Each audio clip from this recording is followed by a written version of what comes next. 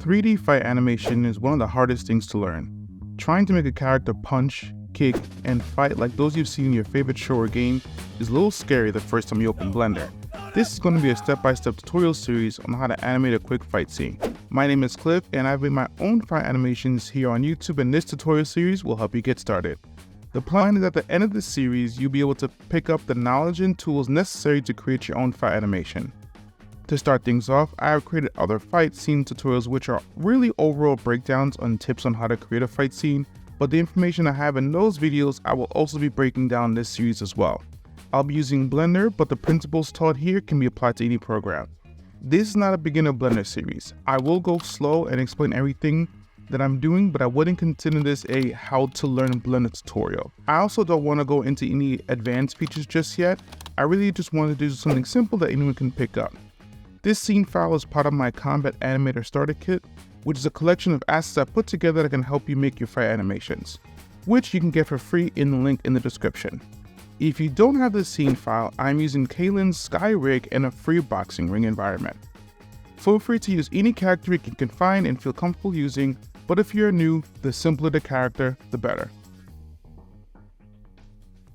Okay, so let's get started. I'm going to go to File, Open, and open my scene file. And these two characters are character rigs. A character rig is what you will need in order to move the character in 3D space. My native program is Maya, so I never really learned the Blender UI navigation controls. I changed my key map to industry compatible. So if you look in here on the key map, it is under industry compatible. It'll probably be set to Blender if you're opening up for the first time. So if you are switching over from Maya, this is what I would use in order to go ahead and make sure all the hotkeys are the same. But otherwise, I will be putting up the Blender UI controls here on the bottom so you can follow along. Last thing before we start is we need some form of reference. As much knowledge as we may think we know about how the body moves, it doesn't hurt to have some form of photo or video so you can see how things work frame by frame. I'm going to reference this quick clip here, but I'll be changing and removing things to make it a bit more simpler than this. So from this scene here, I'm going to go ahead and click on my show overlays, which go ahead and show my character rig. I'm going to select my Sky Rig red here, and I'm going to pose mode. Now there's a hotkey for this going forward, which for me is the 3 key. So you can see the character here. Now it's a lot going on here. So you have all these overlays, you have the character, you have the environment. So I was able to separate the environment into a different collection. So I'm just gonna hide it here, so make it a little bit cleaner. I'm also going to hide this camera for right now. And then lastly, I'm gonna turn off the X-ray. So now it should make it a little bit easier to go ahead and see the Sky Rig character. I'm also probably going to turn off the blue character as well, so we really can only focus on the one character here. Okay, so now that we have that, I want to go ahead and add something for the bottom here, because right now you can completely see under the character. So I'm going to go back to my object mode. I'm going to add mesh a plane. And then I'm going to scale it up from here to about, let's check 50. That's more than enough. Let me just bring it down to 10. That should be fine. And even though it's still under, we're going to go ahead and move the character, move the plane, so it sits right under the character's foot. Perfect. So from here, I'm going to click back on my character, go into pose mode, and start doing the first pose for our character here. A good rule of thumb is I'm going to also have my auto keying option here as well on, so it saves all of the frames when I'm moving through the character. And the first bit is to really just get that first pose in for the character. I'm going to go into a resting boxing pose. My reference here is showing on the opposite end, but I'm going to, again, already making changes, flip it so the character is showing towards the camera, which is going to be in my direction.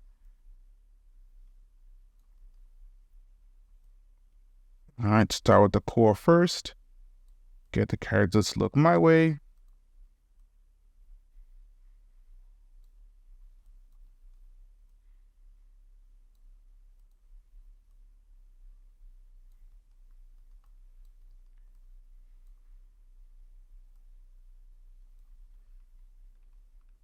And if this is your first time using something like this rig is made with something called Rigify. So if you go into the item tab here, and you see everything selected on, this may help it to clean up some of the UI over here. So on the bottom here for the leg, I'm going to remove the FK for the legs, so that way you don't have to worry about that right now.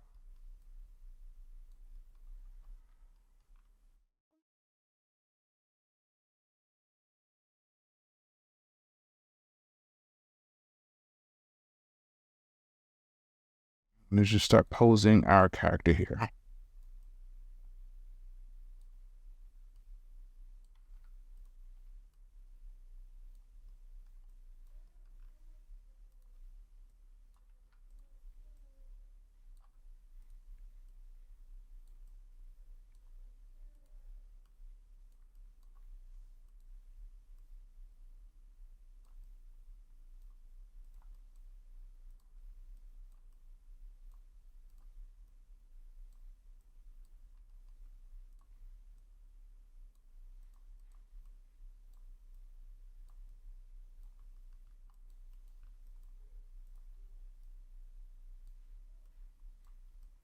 And it doesn't have to be exact.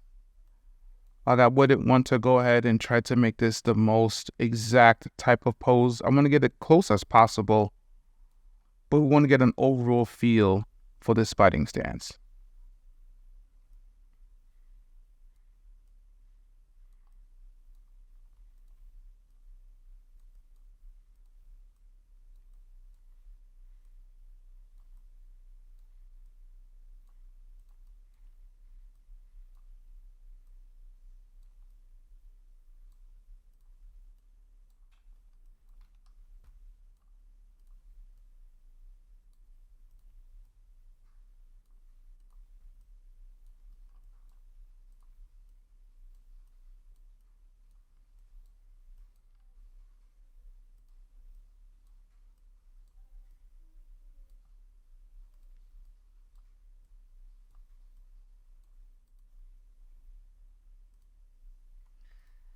So when it comes to in terms of the fingers here, something interesting, something fun that's able to curl up the fingers pretty quickly here, in Blender at least, is I can go ahead and select all of my fingers here, kick the scale key, change this to local, and then it will go ahead and curve into a little bit of mini fist. But from then, after a scale, I'm going to hit to rotate, and then from rotate, I should be able to turn into here. I probably can do away with the thumb here.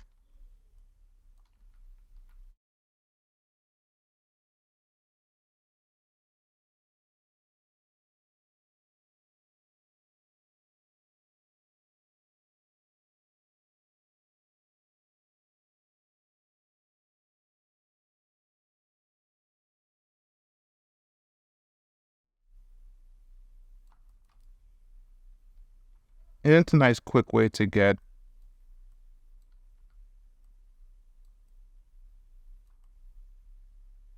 a punch pose.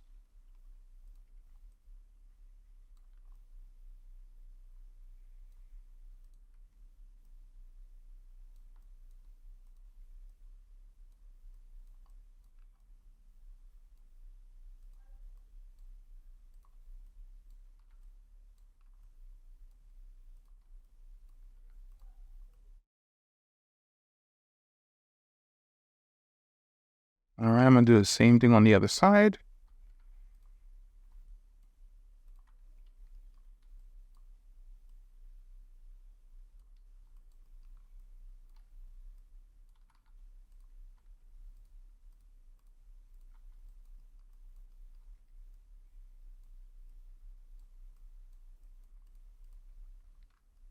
Now, I mentioned this before, but Blender is not my native program. So if you guys have any cool tips on how to utilize Blender a little bit more easy, a little more easy than I'm doing, feel free to let me know. But after that, we have our first sort of pose. Maybe I'll bring this in to guard her face a little bit better. Something like this. That's probably a little bit more. But we got our guard hand, and then we have our action hand. And anytime you kind of want to see how it looks, just click off the overlays, kind of give it a little bit of a overview in 3D space.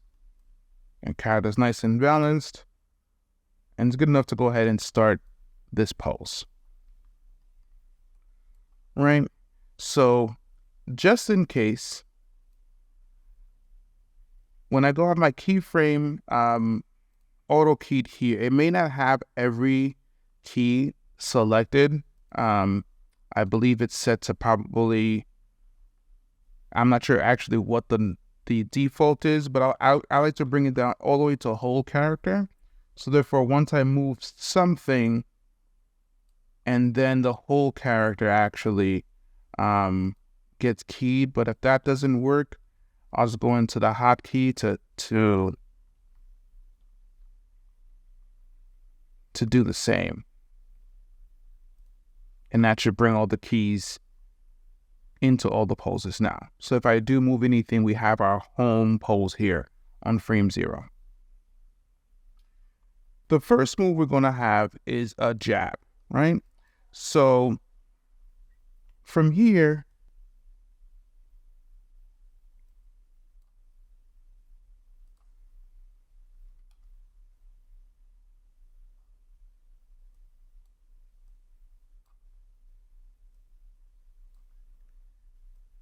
I'm going to start on frame 5, and then we're going to see how the timing is for that, for our jab pose. Going to move the character up just a little bit. Bring the character's foot forward a little bit, just to give him a little bit of a jab step. We're going to have our arm come out.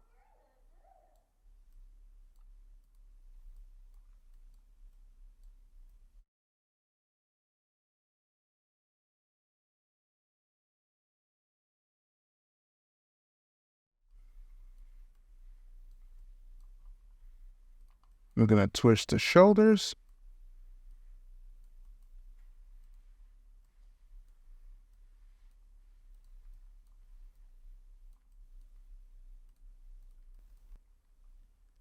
And just really getting into our jab here.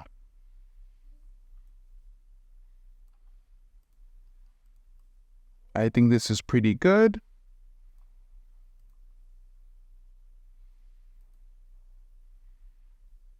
All right, a good rule of measure, and this might just be on my own personal OCD, but I go ahead and make sure I add all in the keys here just in case. So now when I come back to my original point, my original key, it should now kind of move a little bit into our pose.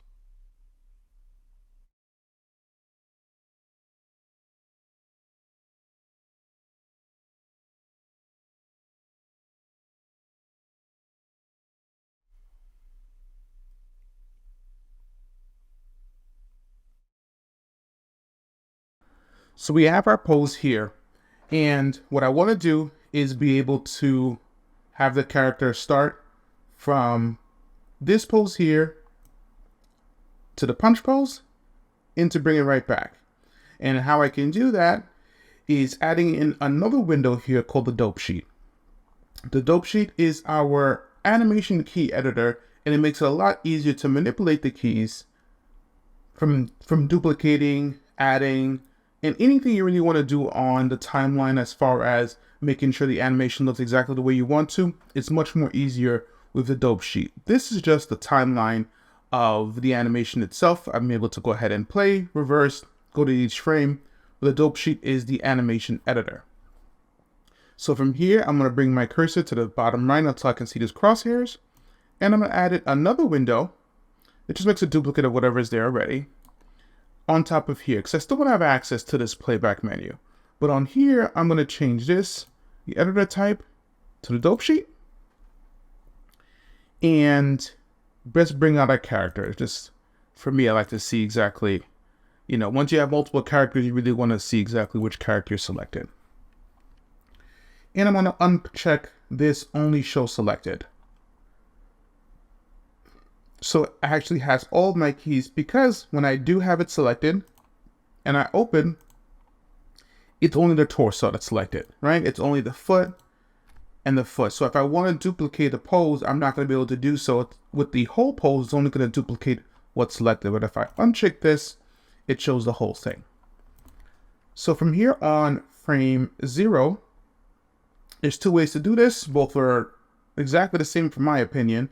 But the way one is you go ahead and old school copy. Oh, no frames because I did not select anything. Old school copy. Go to frame 10. Right click, paste.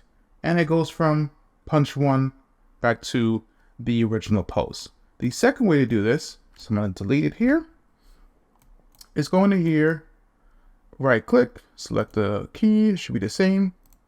Go into duplicate. And then it's going to drag into the second pose. Punch 1, punch 2. Exactly the same thing. And in different parts of the animation, sometimes one a little bit easier than the other. But for right now, both of these work exactly the same. So from here, what I want to do next is something called offsetting the keys. So offsetting the keys is going to let me make this animation just a little bit more realistic. Right now, if we play it, I change back to frame 12 for my animation. If I play the animation, it is very robotic, right? The character is moving from one pose directly to the other. This is when you see an animation and it feels robotic, this is one of the reasons why. Everything is moving at the same time. The foot, body, arm, head, everything is moving exactly at once. So if I remove the overlays so you can see it in action, right? It's just everything's moving at the same time. So that's why it feels almost like an action toy. So what I want to do is start overlaying our actions, which the best way to go ahead and know exactly what to overlay is to examine reference. But I'll go ahead and give you a little bit of some tips here. The first thing is I'm going to start from the bottom up. So the first thing is when we are starting a punch. For the most part, our foot is going to start immediately, but not necessarily the first thing. The first thing is going to be our center of gravity. Our center of gravity is going to lean in first, and then our foot's going to make action. So because of that, go ahead and select here. Our foot is going to move just a tad slower. So instead of it starting on 0 frame, I'm starting on frame 1, and you can see already that the body is starting to move before the foot. So then the foot reacts and comes back. And even just then, even though you don't necessarily see it, it gives it a little bit extra realism. If you really want to push it, you can go to frame 2. And you can start seeing now it's starting to overlap. Things are not happening exactly at the same time because it's waiting until frame 2 to move before it hits to frame 5. So now we'll try frame 2 for right now, that way to see exactly if it works. But as you can see, the foot gets there and it immediately starts to come back. So the next thing we're going to do is we're going to copy and paste our animation so it can show that the foot is staying there a little bit while the punch is happening, right? It gets there, the punch happens, and it kind of waits a little bit before it settles back into the original pose. So now you can really feel that it's not just moving, it's staying there for a little bit of a beat and then coming back. But it's still coming back at the same time. From here, that last pose, I'd probably just delay it a bit to get to frame 12. And now you really see, oh, okay. It's coming in, it's doing the punch, and then it's coming back afterwards. So you really feel like this feels a little bit more realistic. And all we really did was move the first frame to frame 2, move the last frame to frame 12, and we held these for 2 frames. All right, it's a good rule of thumb to just start. So from here, because this is the center of gravity, I'm actually not going to change this at all. I'm going to leave it exactly the same because this is where we're going ahead and basing our animation off of, right? So, or overlapping actions off of this center of gravity. I'm actually going to move right up into the arm, right? To keep this very, very simple. So the next thing from here is that you see the arms already coming in for the punch, right? Punches are supposed to be snappy, right? You can see it, you don't really feel the power coming into this really whatsoever. So what I want to do is from frame 2, and even though we could probably do the same thing, right? Where we kind of push it in a little bit more, I am going to move it from frame 2, but I'm also going to add another key. So I'm going to copy, bring this back to the original, or bring it back to frame 2. It's the same idea. So it looks the same, but I'm going to bring this in a little bit more, almost like we're gathering the momentum for it. So even though it's similar, it's now creating a little bit of a movement there, right? So we bring it back out and try to look at it.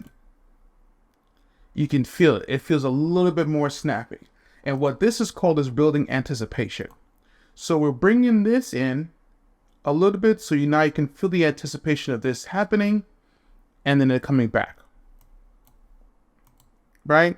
So now it feels a lot more snappy, right?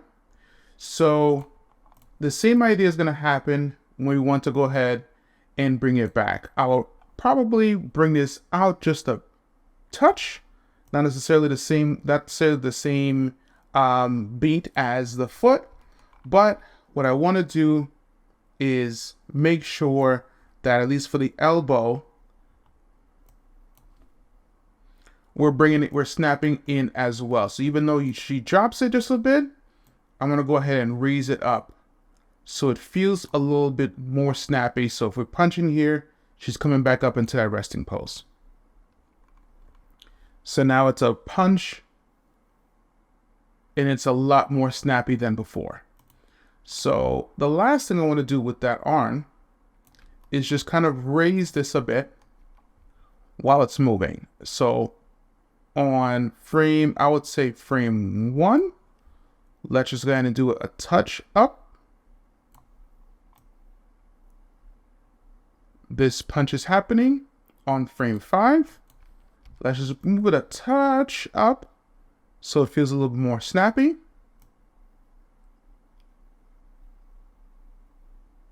And let's keep it just a touch up when it's coming back down. And in this, I'd probably delay it all the way back down to 12. So it adds a little bit. It adds in I'm bringing in my shoulder to give power to the punch. So if we see it from different angles, she's kind of doing the same thing. Right, getting ready for that punch. So now you can see just from adjusting the foot and the arm, we already have a lot more of a realistic looking type of punch than what we had before. And that's it. And that's your first punch. Your first punch in Blender. In the next video, we're going to start blocking out the rest of the combos for this quick fight animation. And I will see you guys over there on the next one.